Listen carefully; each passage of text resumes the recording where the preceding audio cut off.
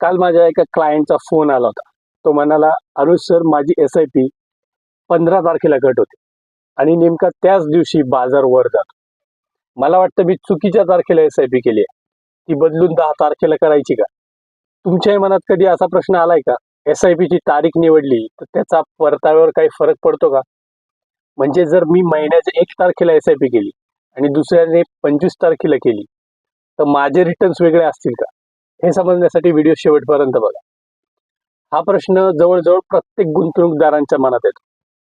पण खरं सांगायचं तर या तारखांचा परताव्यावर फारसा परिणाम होत नाही. एका अभ्यासानुसार भूतकाळातील अनेक वर्षांचा डेटा पाहिला असता असं दिसतं की 1 तारखेला SIP करणारा आणि 15 तारखेला SIP करणारा दोघांच्याही परताव्यात फारच अल्प फरक असतो. कधी कधी तो 0.1% कमी. मग इथं महत्वाचं काय आहे?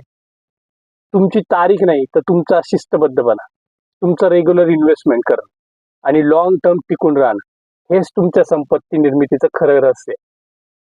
म्हणून पुढच्या वेळेला कोणी विचारलं SIP कोणत्या तारखेला करायची, तर त्याला नक्की सांगा, तारीख महत्वाची नाही तर सुरुवात महत्वाची आहे. म्हणजे काय?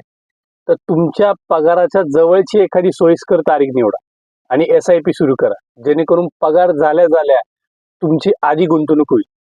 जितक्या लवकर SIP सुरू कराल तितकं जास्त वेळ तुमच्या पैशाला काम करता येईल.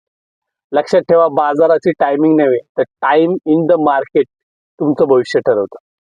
जर तुम्हाला SIP सुरू करायचा विचार करत असाल तर आत्ताच माझ्याशी संपर्क करा. मी आहे Anuj Murkute, AMFI register mutual fund distributor. माहिती आवडली असल्यास व्हिडिओला नक्की लाईक करा, कमेंट करा आणि शेअर करा त्यांच्यासोबत ज्यांना ह्या माहितीची गरज आहे. धन्यवाद.